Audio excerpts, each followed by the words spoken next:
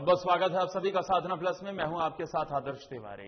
दिल्ली की खबरों की शुरुआत हेडलाइंस के साथ। अमेरिकी राष्ट्रपति ने की भारत की मदद। जो बाइडेन और नरेंद्र मोदी की फोन पर हुई बातचीत। वैक्सीन कोविशील्ड का कच्चा माल भारत भेजेगा अमेरिका। देश में आज मनाई जा रही हनुमान जयंती। प्रधानमंत्री नरेंद्र मोदी ने किया ट्वीट, लोगों को दी शुभकामनाएं। पीएम मोदी ने की महाराष्ट्र की मदद। महाराष्ट्र सीएम ने पीएम का जताया आभार। कोरोना में केंद्र सरकार कर रही हर संभव प्रयास। और दिल्ली सीएम ने की प्रेस कॉन्फ्रेंस। एक्शन प्लान को रखा जनता के सामने। कोरोना से जंग लगातार जारी।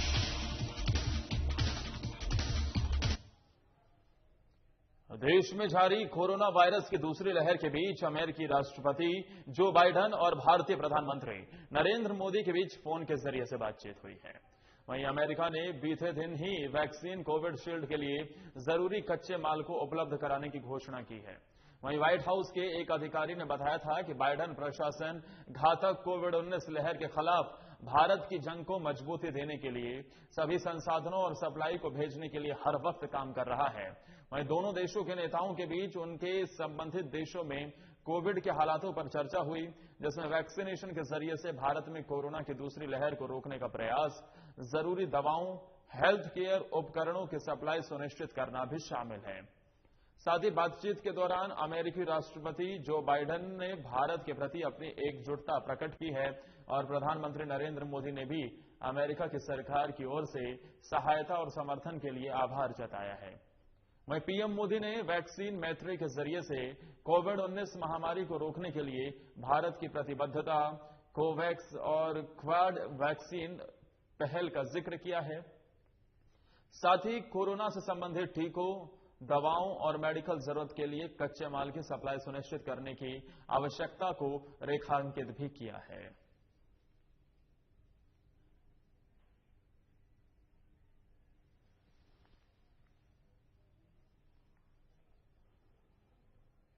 देश में आज हनुमान जयंती का पावन अवसर है, जहां देश के प्रधानमंत्री ने लोगों को ट्वीट करके शुभकामनाएं दी हैं। और ट्वीट करते हुए उन्होंने लिखा है कि हनुमान जयंती का पावन अवसर भगवान हनुमान की करुणा और समर्पण के भाव को याद करने का दिन है।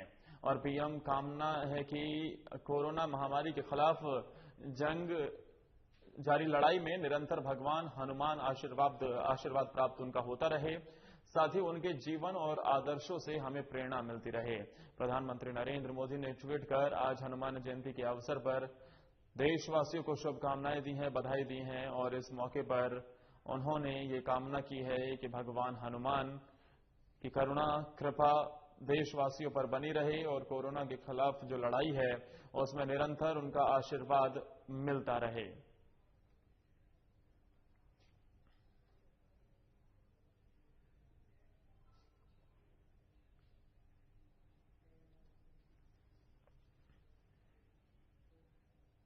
कोरोना वायरस से सबसे अधिक तबाह हुए महाराष्ट्र की मदद के लिए केंद्र सरकार ने रेमडेसिविर की सप्लाई के लिए मंजूरी दे दी है। वहीं केंद्र सरकार ने महाराष्ट्र के लिए रेमडेसिविर की 4,35,000 वायल की मंजूरी दी है, जिसके लिए केंद्र सरकार के इस फैसले के बाद महाराष्ट्र के मुख्यमंत्री ने प्रधानमंत्री नरेंद्र मोदी का आभार जताया है। बता दें कि कोरोना के इलाज में इस्तेमाल होने वाले रेमडेसिविर इंजेक्शन की मांग पूरे देश में बढ़ गई है। वहीं इससे पहले भी उद्धव ठाकरे ने केंद्र सरकार के एक फैसले के बाद उन्हें धन्यवाद किया था। आपको बता दें कि केंद्र सरकार ने भारत बायोटेक के कोरोना वायरस रोधी टीके कोवैक्सीन के उत्पादन के लिए शहर के हाफकिन इंस्टीट्यूट को अपनी अनुमति दी। तब मुख्यमंत्री उद्धव ठाकरे ने प्रधानमंत्री नरेंद्र मोदी का धन्यवाद किया था। वहीं मुख्यमंत्री कार्यालय के अधिकारी ने कहा कि महाराष्ट्र के मुख्यमंत्री उद्धव ठाकरे ने पहले केंद्र से अनुरोध किया था कि वो हाफकिन इंस्टीट्यूट को कोवैक्सीन का उत्पादन करने की अनुमति दें, लेकिन वर्तमान में इसका निर्माण हैदराबाद स्थित भारत बायोटेक द्वारा किया जा रहा है। साथ ही उन्होंने कहा कि इसके लिए केंद्र ने अपनी मंजूरी दे दी है।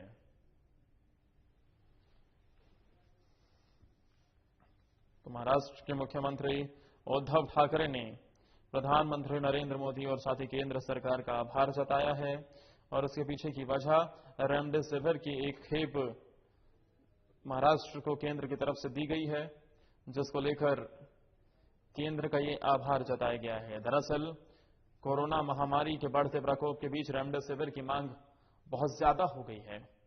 हम देख रहे हैं कि किस तरीके से ऑक्सीजन और रेमडेसिविर के लिए लोग दर दर भटक रहे हैं, और ऐसे में महाराष्ट्र की तरफ से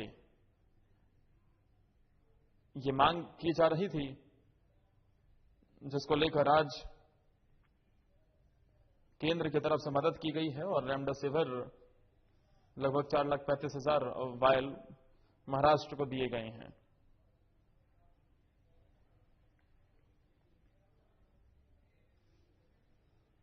दिल्ली में कोरोना के बढ़ते केस के कारण लगातार ऑक्सीजन की कमी बनी हुई है, और इसी बीच सीएम अरविंद केजरीवाल ने यह बताया है कि वो दिल्ली में ऑक्सीजन की कमी को दूर करने के लिए कैसे प्लान बनाकर काम कर रहे हैं, उसकी जानकारी देते हुए डिजिटल प्रेस कॉन्फ्रेंस उन्होंने की है। वहीं उन्होंने इसके साथ ही बेड की हो रही कमी को देखते हुए आईसीयू बेड को बढ़ाने पर भी सरकार का एक्शन प्लान जनता के सामने रखा है, और दिल्ली वासियों को यह भरोसा दिलाया है कि दिल्ली में ऑक्सीजन बेड की कमी को जल्द दूर किया जाएगा। वहीं सीएम ने अपनी प्रेस कॉन्फ्रेंस में यह भी बताया है कि ऑक्सीजन की कमी दूर करने के लिए दिल्ली सरकार ने बैंकॉक से 18 ऑक्सीजन टैंकर और फ्रांस से 21 ऑक्सीजन प्लांट मंगवाए हैं, और केंद्र सरकार भी ऑक्सीजन एक्सप्रेस ट्रेन चलाकर देश के हर कोने में ऑक्सीजन की सप्लाई कर रही है, जिसमें दिल्ली को भी ऑक्सीजन की सप्लाई लगातार इन ऑक्सीजन एक्सप्रेस से कराने की कोशिश हो रही है, जिससे राजधानी के हालात को जल्द से जल्द सुधारा जा सके। बीते कुछ दिनों में दिल्ली के एनसीआर के कुछ इलाकों में अस्पताल में ऑक्सीजन की कमी के कारण मरीजों की मौत की खबर देखने को मिल रही है, जिसके तहत दिल्ली सरकार ने कई प्लान बनाए हैं। को नमस्कार। दिल्ली में ऑक्सीजन की कमी को दूर करने के लिए कई सारे कदम उठाए जा रहे हैं। इस पे हम रात दिन लगे हुए हैं, और कुछ जो अहम कदम उठाए गए हैं वो मैं आपके साथ साझा करना चाहूंगा। ये देखने में आया है कि केंद्र सरकार ने जितनी ऑक्सीजन हम लोगों को अलॉट की है, हमें एलोकेशन की है, वो भी उसको भी हमें रिसीव करने में परेशानी इसलिए हो रही है कि टैंकरों की बहुत कमी है। चारों तरफ टैंकरों की कमी है। ऑक्सीजन तो फिर भी इधर उधर मिल जाती है, लेकिन टैंकरों की बहुत कमी है। तो दिल्ली सरकार ने बैंकॉक से 18 टैंकर इंपोर्ट करने का निर्णय लिया है। ये टैंकर कल से आने चालू हो जाएंगे, और केंद्र सरकार से हमने इसके लिए एयरफोर्स के प्लेन्स देने के लिए रिक्वेस्ट किया। उनका काफी सकारात्मक रवैया रहा है। बातचीत चल रही है, और मैं पूरी उम्मीद करता हूं कि बातचीत सफल रहेगी। केंद्र सरकार का भी पूरा सहयोग मिल रहा है इसमें। तो अगर 18 टैंकर बैंकॉक से कल से आने चालू हो जाएंगे, वो 18 टैंकर आ जाते हैं, तो जो ऑक्सीजन को ट्रांसपोर्ट करने की परेशानी आ रही थी, वो परेशानी दूर हो जाएगी और हमें अपनी पूरी ऑक्सीजन मिलनी चालू हो जाएगी। दूसरी कि फ्रांस से हम लोग 21 ऑक्सीजन के प्लांट इंपोर्ट कर रहे हैं। रेडी टू यूज प्लांट्स हैं ये, और तुरंत इनका इस्तेमाल शुरू किया जा सकता है। इससे भी इनको 21 ऑक्सीजन के प्लांट्स को अलग अलग अस्पतालों में लगा देंगे, तो उन अस्पतालों में ऑक्सीजन की कमी दूर करने में हम लोगों को मदद मिलेगी। पिछले 4-5 दिन में मैंने देश के कई उद्योगपतियों को चिट्ठी लिखी थी, मदद मांगी थी। देश की सभी मुख्यमंत्रियों को मैंने चिट्ठी लिखी थी, उनसे मदद मांगी थी, और हमें बहुत जबरदस्त सहयोग मिल रहा है। बहुत लोगों के ऑफर आए हैं, उन सबके साथ बातचीत चल रही है। बहुत सारी चीजें आगे बढ़ रही हैं बड़ी तेजी के साथ। उनमें से कई लोग मदद कर रहे हैं। बस उन्होंने मोस्टली लोगों ने एक ही शर्त रखी है कि हम अपना नाम नहीं बताना चाहते, हम आपकी वैसे ही मदद करेंगे। ये तो और भी बड़ा बड़प्पन है। हमारे कहते हैं ना कि जब आदमी किसी की मदद करे तो दाएं हाथ से मदद करे, तो बाएं हाथ को भी पता नहीं चलना चाहिए कि उसने मदद की है। इस एटीट्यूड के साथ हमारे सब लोग मदद कर रहे हैं।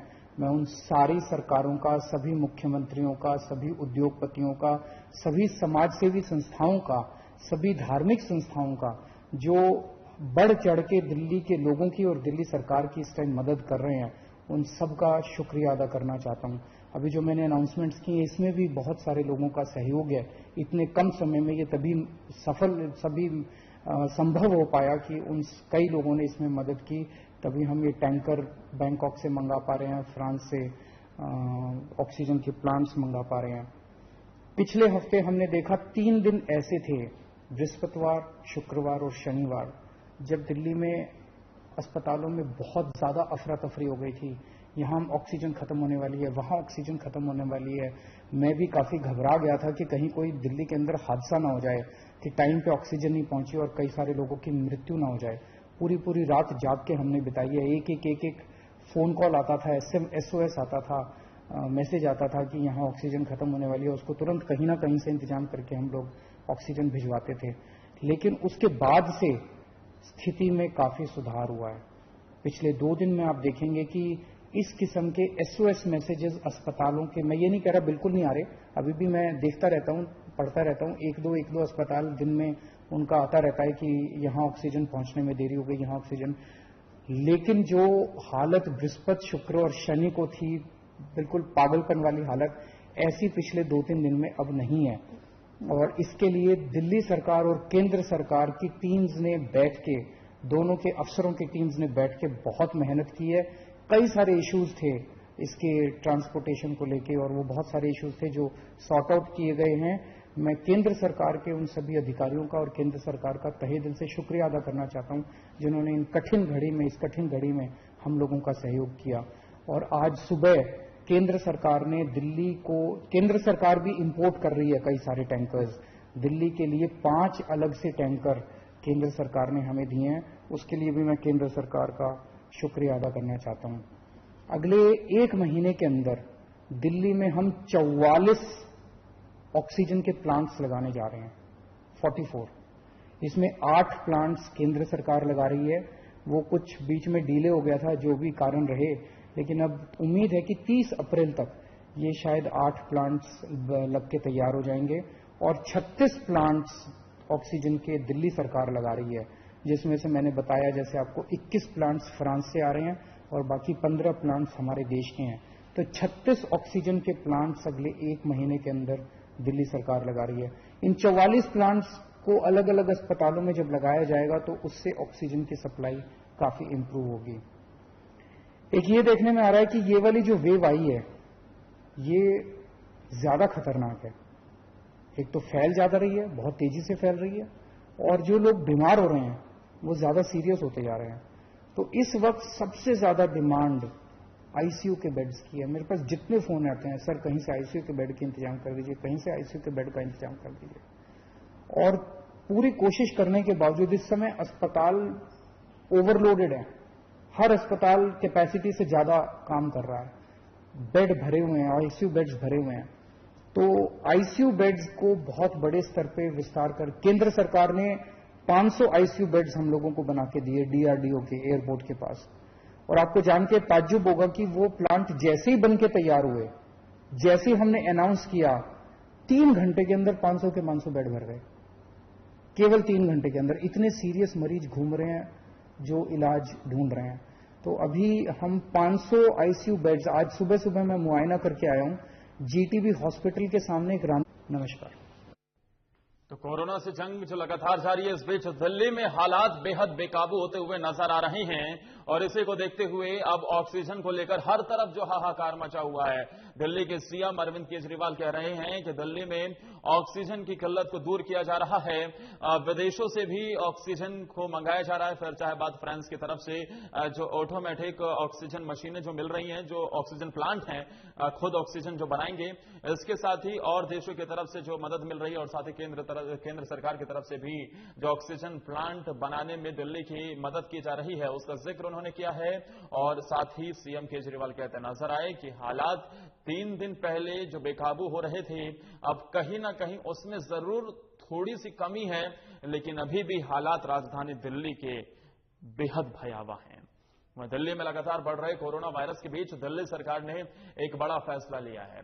मुख्यमंत्री अरविंद केजरीवाल ने सोमवार को ऐलान किया कि 18 साल से अधिक उम्र के सभी लोगों को मुफ्त में कोरोना वायरस का टीका लगाया जाएगा, ताकि कोरोना वायरस पर जल्द से जल्द काबू पाया जा सके। वहीं दिल्ली सरकार ने कहा कि आज हमने 1,34,00,000 टीकों की खरीद के लिए मंजूरी दे दी है। हमें यह सुनिश्चित करने का प्रयास हम करेंगे कि इसे जल्द से जल्द खरीदा जाए और लोगों को जल्द से जल्द कोरोना का टीका लगाया जाए। सीएम केजरीवाल ने आगे कहा है कि मैं वैक्सीन निर्माताओं से अपील करता हूं कि वो कीमत 150 रुपए प्रति डोज तक कम करें। मुनाफा कमाने के लिए आपका पूरा जीवन काल होता है, यह ऐसा करने का समय नहीं है जब देश में कोरोना महामारी फैली हुई है। उन्होंने कहा है कि मैं केंद्र सरकार से भी ये अपील करता हूं कि जरूरत पड़ने पर कीमतें तय करें। केजरीवाल ने कहा कि हमने देखा है कि 18 वर्ष से कम उम्र के बच्चे भी संक्रमित हो रहे हैं, कुछ की कोरोना से मौत भी हो गई। उनके लिए भी सोचने का समय आ गया है। अगर ये टीके उनके लिए सुरक्षित और प्रभावी हैं तो उन्हें ये दिए जाने चाहिए। अगर नहीं तो मुझे उम्मीद है कि जल्द ही नए टीके विकसित किए जाएंगे जो बच्चों के लिए प्रभावी और सुरक्षित होंगे। नमस्कार। जैसा हम देख रहे हैं, देश भर में कोरोना का बहुत जबरदस्त कहर छाया हुआ है और इस कोरोना काल में जो सबको लग रहा है कि समाधान इसका एक ही है, वो है वैक्सीन। दिल्ली सरकार ने निर्णय लिया है कि 18 साल से ऊपर की उम्र के लोगों को फ्री वैक्सीन दी जाएगी। हम कोशिश करेंगे कि इसको जल्द से जल्द और बड़े स्तर के ऊपर कैसे लोगों को वैक्सीन किया जाए, इसका पूरा प्लान तैयार किया जा रहा है। आज सुबह हम लोगों ने दिल्ली में 1,34,00,000 वैक्सीन खरीदने की मंजूरी दी है।